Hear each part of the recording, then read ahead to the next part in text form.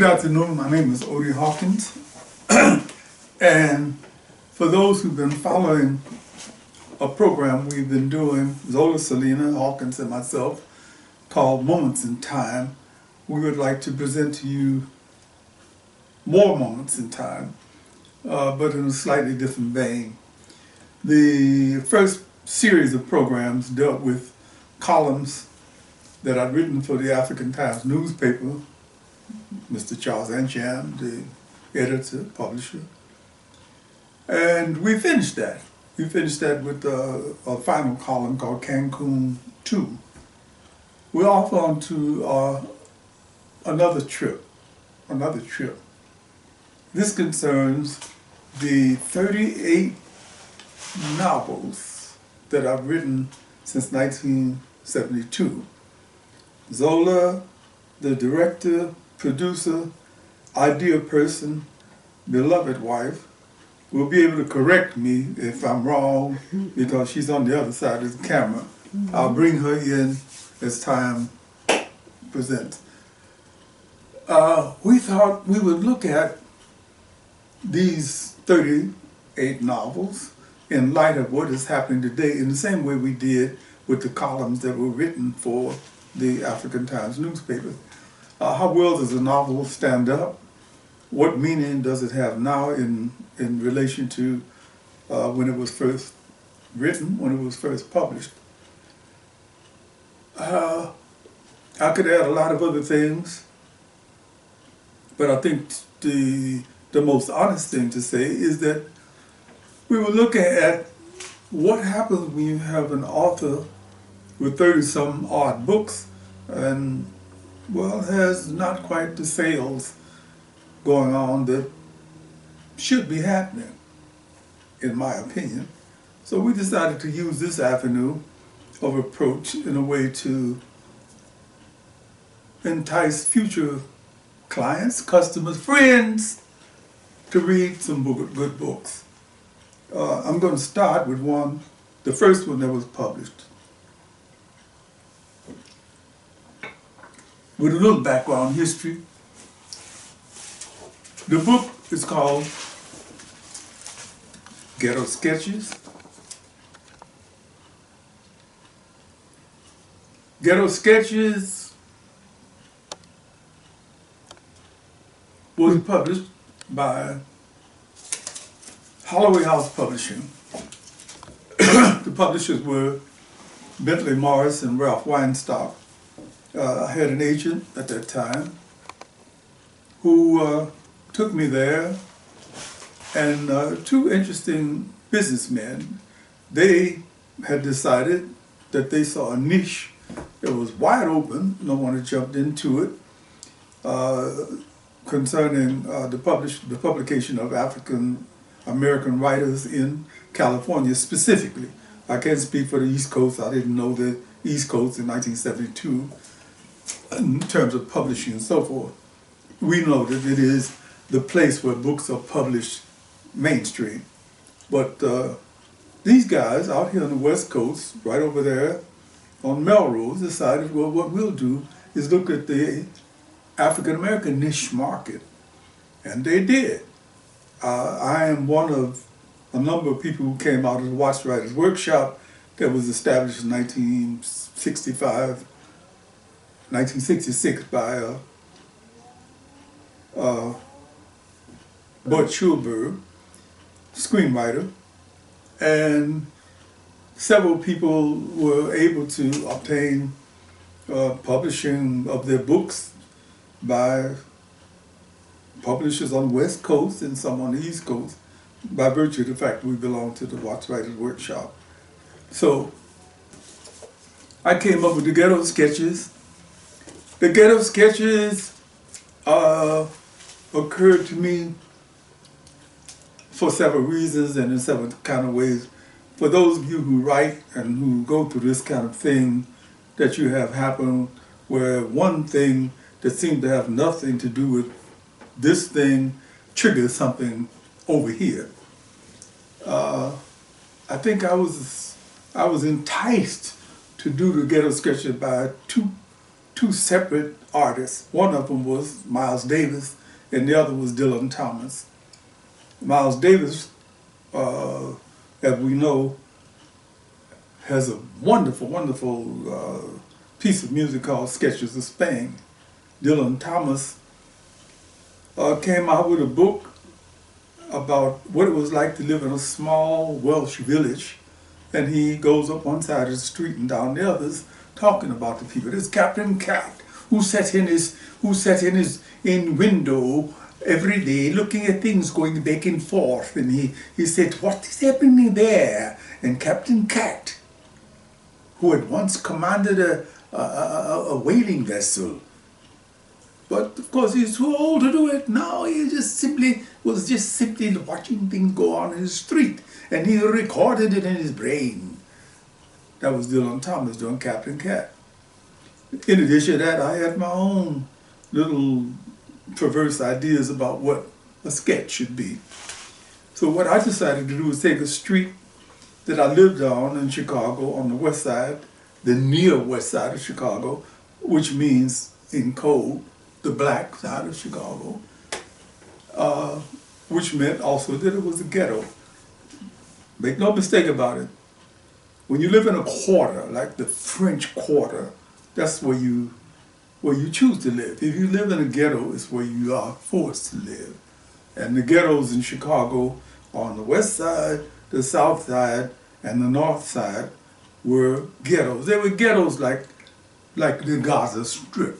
It meant that you were forced to live there, and you were controlled by forces outside of your community. I could take that to a lot of political places, but we don't have time to touch on all of the areas, so I'll just leave it at that. Excuse me, it's this little cold that I'm drinking is tea for. Oh, that's a lot better.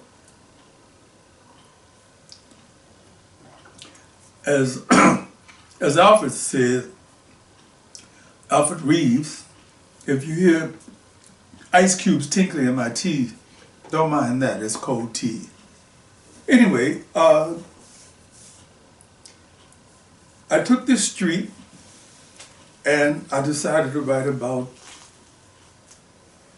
all of the people and all of the situations and all of the places that were on this street and what was happening in these places. I had far overextended myself, so what eventually came out of the ghetto sketches was this little book. The first published book. It was published in 1972. And if you have an issue of this particular book, published by Holloway House, it may be worth money. Yes. The original price, I think, was $1.50. The price has gone very far up. Well, we sold the copy for $400 to a book collector. So. Well, that's true, isn't it? Yes. That was at Tom Lesser's, yeah, Tom Lesser's. Tom Lesser's book fair. Mm-hmm. So, just as a word of warning, mm-hmm. if you happen to stumble across one of these, pass it along to your grandkids. It may be worth, who knows, more than that after that. The book was republished once again. Well, I have to sadly say this. Holloway House suspended publications of all of his authors, I believe in 2008. Yeah. For whatever reason, I don't know the inside story, but they sold their assets to Kensington Press in New York. I found out about it in a roundabout way, wondering, you know, what happened to my royalties for this quarter, and found out, I was informed by my friend Emil Holmes, that one of the bookkeepers had fled back to his homeland, back to his place of birth. and just leave it go at that. And he had taken a sizable sum of money with him, which meant that Bentley Morris and while Ralph Weinstock, being astute businessmen, felt that they couldn't send out royalty payments from funds they didn't have anymore. So we wound up with a very dry quarterly royalty period for that point in time. That's a little bit of a little inside of what the inside is. I could go on and on, but I'm not going to suffice to say Ghetto Sketches was my first published book, 1972. Also, you have somebody wanted to buy the rights to make a movie with Ghetto Sketches? I had a number of offers. For those who are thinking about what might happen to a book that you've written, if you wind up in the right circumstances, the rights could be purchased and you could have a film made out of Ghetto Sketches. I was approached a number of times, quite a number of times, matter of fact, by people who wanted to do it as a play. One of them was a guy named Richard Gregson, and they were going to do it at a playhouse in Minnesota. The deal fell through, which is apt to happen with things like this. But aside from that, the book served notice that I was the new kid in town, so other people approached me, and I wound up having a number of other writing gigs based on the fact that I had this one little published book. So I'm saying this to try to be encouraging to young writers who may not be so young, that all you have to do is have something out there. You know, I mean, don't try to pretend you're great. Show your greatness by having something published. Ghetto Sketches. And it's also been on the reading list from colleges and was taught, I think, by Dr. Margaret Burroughs in a prison class. Okay, the lady who took me into it from high school from the beginning, but also we're talking about Justin Gifford, Professor Gifford at the University of Nevada. Yeah, Reno. In Reno, who has used it in his study class. But over the years, since 1972, not only has it been studied in prison cells, I've been privileged to teach a writing class at Chino Prison and also San Quentin Maximum Security up there in the north. And almost everybody had a copy of Ghetto Sketches. They also had a copy of Players Magazine. Well, that's another story. Right. The book was reissued at a later date by a person whose name I would like to mention, not like to mention, but at least it was, well, it was reissued. Right. With a cover that I thought was very, very much better than the original cover. Yes. If you see that. Right. Quite different. Number 1. 72, and then much later. Like the city. Let me see, what year was it reissued? It was reissued in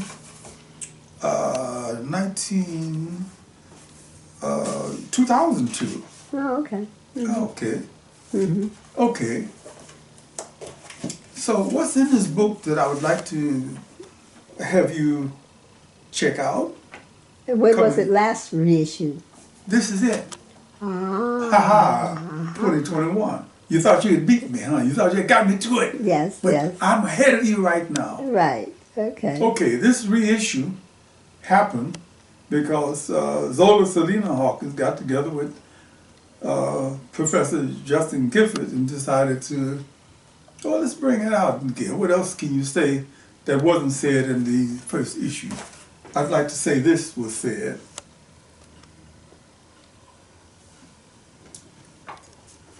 In the new issue, 2021, that was self-published via Author House. Mm-hmm. And is available on Amazon and online. Okay. I decided to upgrade it in this way Okay. by What was the making- copyright on it? Does the copyright say 2021? Check the copyright. Oh, the copyright. Copyright by Odie Hawkins. And the copyright date, year? Oh, 2002. Yeah, I thought so. I'm sorry, 2021. 21. Oh, it did come out in 2021. Okay, that's the title of it. Mm-hmm. Here's the preamble.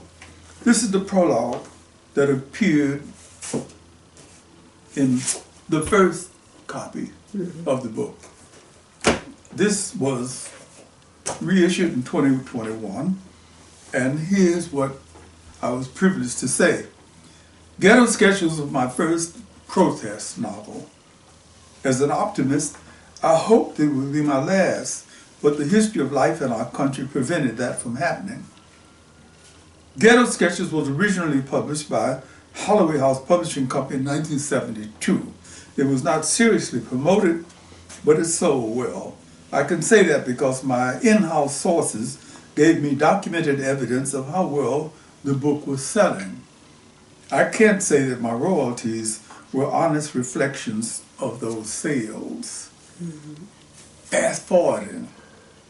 Holloway House sold its assets to Kensington Press in the 1990s, including sketches. I petitioned via my unions, the Authors Guild, the National Writers Union, and the Screenwriters Guild West for a reversion of rights for all of my originally published works by Holloway House. Union, union, union. I believe in unions. Subsequently, Ghetto Sketches was reissued with a new cover. I felt that some of the circumstances, the subject matters in the book were not too dated. I felt that they were too dated to merit further marketing. Now, this is what happens when you have a lovely wife who is also persistent.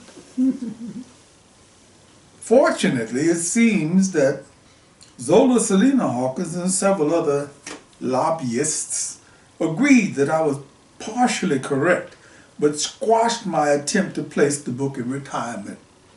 Look, man, it might be an antique, but as you know, antiques gain value with age. We think that the sketches fit that category. So, as they say, my protest fell on deaf ears.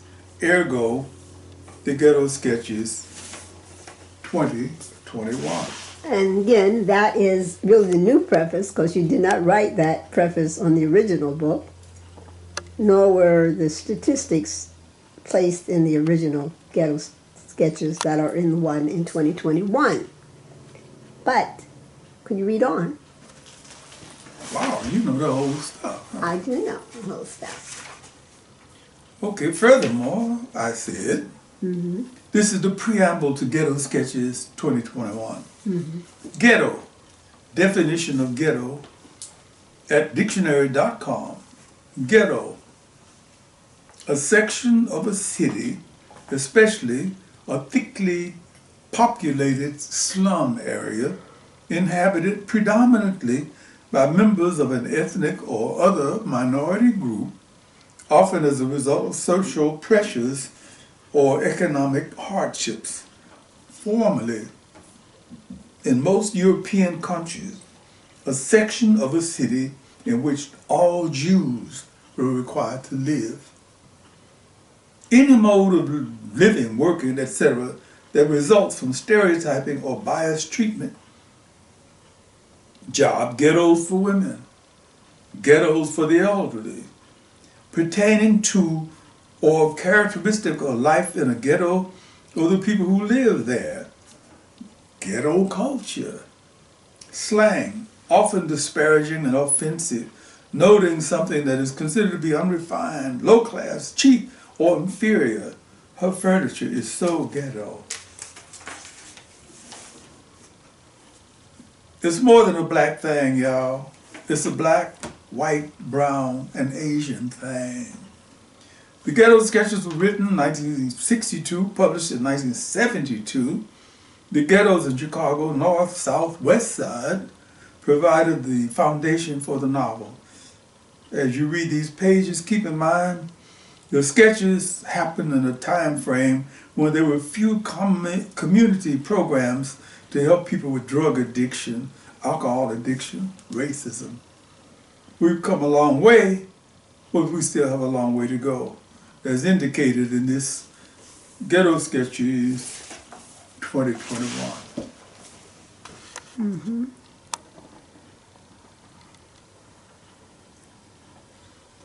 I'm only going to be dealing with Ghetto Sketches 2021.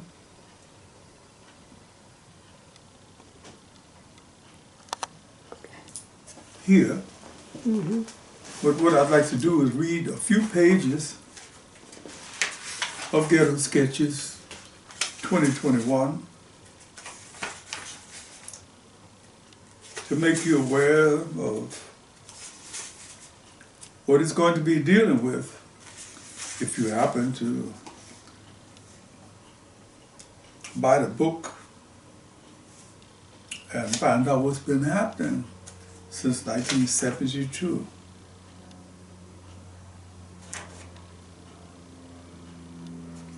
National Use of Force Data Collection. The FBI created the National Use of Force Data Collection in 2015 in partnership with law enforcement agencies to provide nationwide statistics on law enforcement use of force incidents. I'm going to give you the name and the time of death. Hunter Britton, 17, Beaver, Arkansas. Stanley Howard, 64, Phoenix, Arizona. Neniel Fraser, Minneapolis, Minnesota. Andre Hill, Columbus, Ohio. Manuel Ellis, Tacoma, Washington. Dwayne Tay Wright, Minneapolis, Minnesota. Rayshard Brooks, Atlanta, Georgia, 2020. Daniel Prude, 41, Rochester, New York, 2020. George Floyd, 46, Minneapolis, Minnesota, 2020. Breonna Taylor, 26, Louisville, Kentucky, 2020. Tatiana Jefferson, 28, Fort Worth, Texas, 2020. Philando Castillo, 32, Falcon Heights, Minnesota, 2016. Freddie Gray, 25, Baltimore, Maryland, 2015. Tanisha Fonville, 20, Charlotte, North Carolina, 2015. Eric Gardner, 43, Staten Island, New York, 2014. Gabrielle Navarse, Sacramento, California, 2014. Tamir Rice, 12, Cleveland, Ohio, 2014. Michael Brown, Ferguson, Missouri, 2014. Tanisha Anderson, Cleveland, Ohio, 2014. Available names, ages, and locations of the 229 black people killed by police since George Floyd. We don't have time to read all of them. Can you share a bit of the chapter as you go? It's the whole first chapter. Okay, so. And it comes down to 229 people Right. who were shot, who were killed by the police post George Floyd. Mm-hmm. I dedicate the Ghetto Sketches 2021 to my father, mother, sister, daughters, and Queen Zola Salena-Hawkins, and to all the members of my family, both living and dead, with deepest love and respect. Love the future, always. Ashe, Odie Hawkins. This is from the foreword, and I'll have to end it at this point because we only have half an hour to do this. This comes from Dr. Margaret Burroughs, Gone Home, November 21st, 2010. This foreword was included in the second edition of Ghetto Sketches, published January 2002. The DuSable Museum of African American History, which is something that Dr. Margaret Burroughs put into place.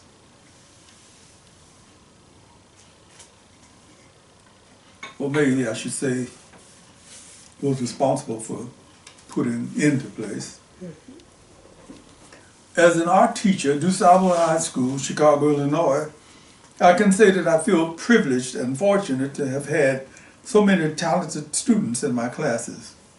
1952, way back when.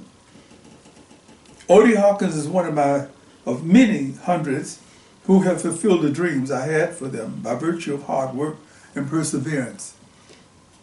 In my art class, I found Odie writing a nasty little story for a friend who had given him a 50-cent commission for the job.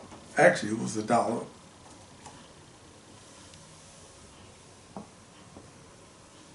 As a seasoned teacher, it was quite obvious that he wasn't doing the work assigned to the class. He was doing something else. I plucked the sheets of paper from his surprised fingers and read it. He was embarrassed, and I was pleasantly surprised. Whatever the short story was about, I can't recall now. It was literally laced with profanity. But beyond that, it was interesting, showed a certain kind of style. Years later, he told me how surprised he was about my reaction. Instead of punishing him in any way, I recommended a writing workshop that a friend of mine was leading at the community center on 51st and South Parkway, Martin Luther King Drive now. He was a teenager meeting with adults, and I think after a few sessions, their sophistication overwhelmed him. But he continued writing and often showed me his work. Several English teachers will always have a check mark next to their names because they accused this young writer of plagiarizing. He was not plagiarizing. He was exploring his own creative hemispheres. I gave him a ream of paper for the summer school vacation and told him to write. And when she said write, that meant write. Mm-hmm. He wrote his first novel that summer, an extravagantly structured work about the Peps, a popular dance hall on 47th Street near St. Lawrence Avenue. The Peps that he wrote about was dance music, an atmosphere brimming with fire and teenage hormones.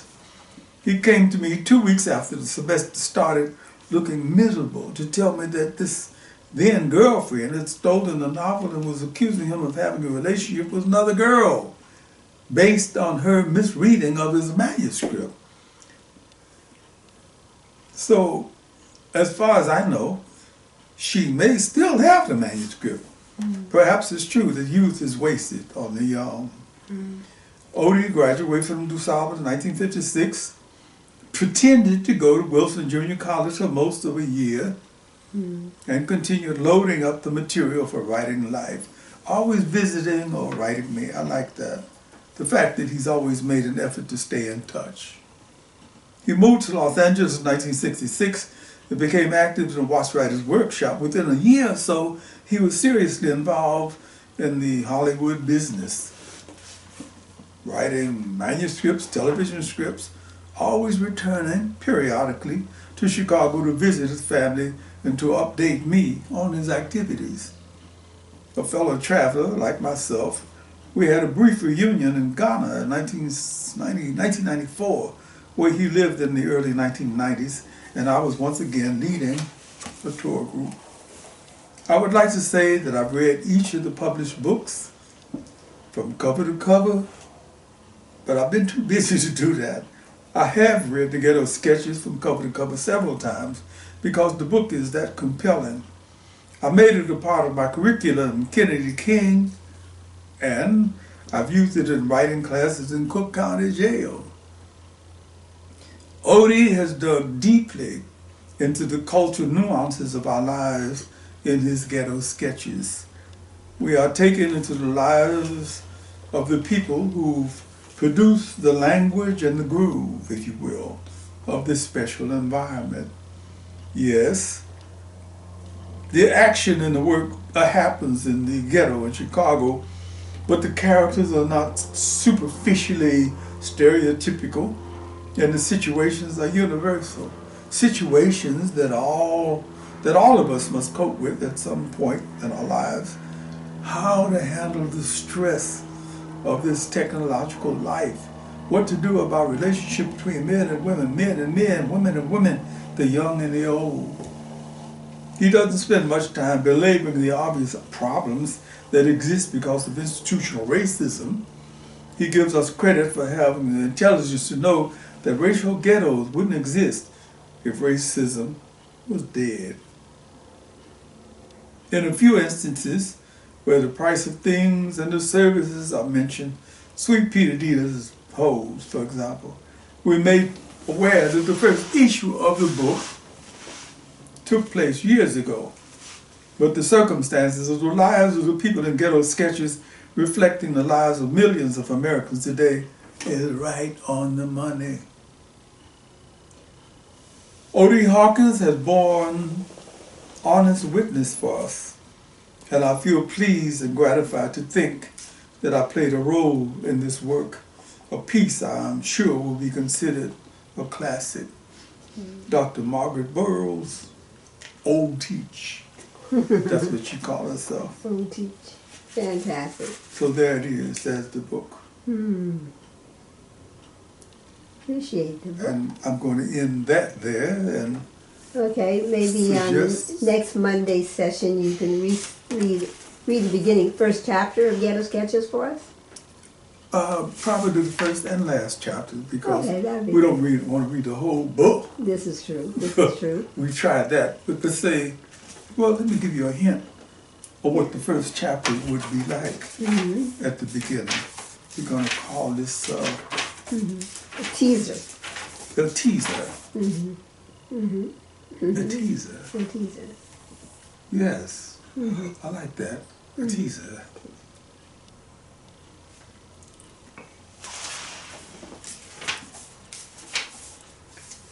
Saturday night, any Saturday, the main stem sizzles and crackles with the flicker of neon lights, the popping of stale fish grease, the mad aroma of barbecued ribs, steaming chitlins, boiled greens, candied yams, ham hocks and things, and the horny sounds of people in love with the night. The stem swirls in a straight line down 47th Street, heading for Buttermilk Bottom, the Fillmore District, Crenshaw, or the dusty, crusty surface of Gwinnett Street in deepest Georgia, or to any other place in the New World where the brother has had to take his chances. Little poetry up in there, okay? That's very unexpected. Little poetry. Well, didn't know I could do a little poetry, huh? I see. All right. So, you're going to find me changing a lot, because sometimes, it's like if you write a lot, you know what I'm saying? If you write a lot, you know what I'm saying? You know what I'm saying? Know Do you know what I'm saying? I know what you're saying. And do you think all people should read, but do you think writers should read? Writers should read every blessed thing they can come across. Ketchup bottle labels. Okay. Castor oil bottle labels. Is there a book that you currently read or are reading? I'm reading right now a book by a man named Young. Ed Young. The book is is called The Awesome World. Oh, that's got to be. I'm so deeply into it that I skipped past the title of it. But this man is writing about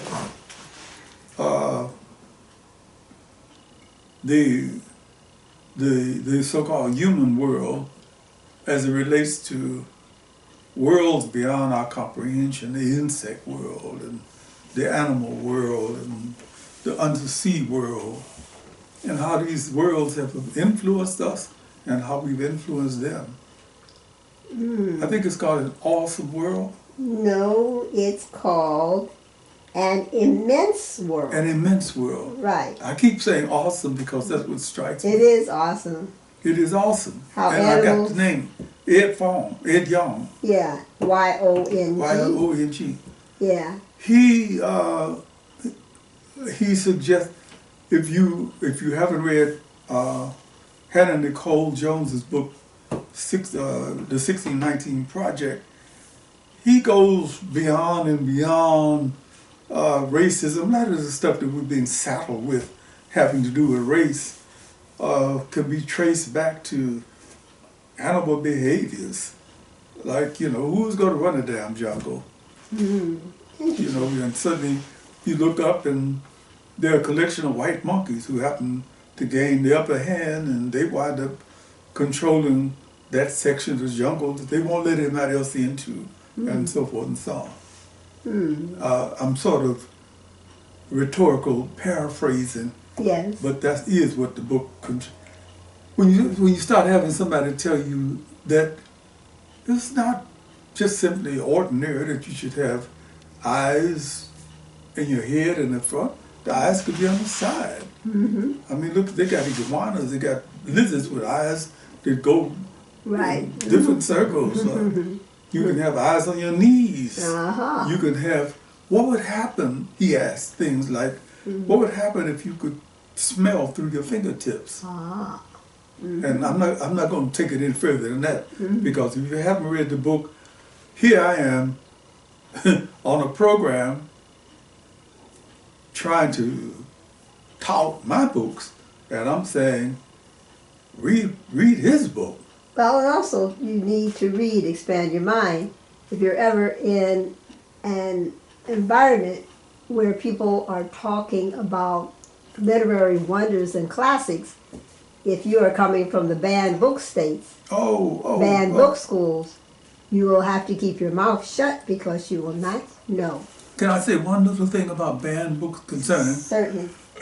Concerning my books, first of all, most writers of color, specifically African American writers, coming from the era that I'm coming from 72, let's say, automatically had their books banned by certain organizations, by people who wouldn't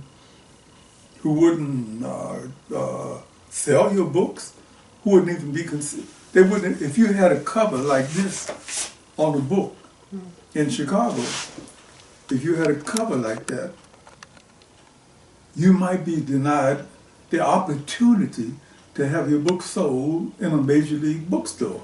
Oh, and the cover was done by Tony Gleason, who is a well-known and respected artist.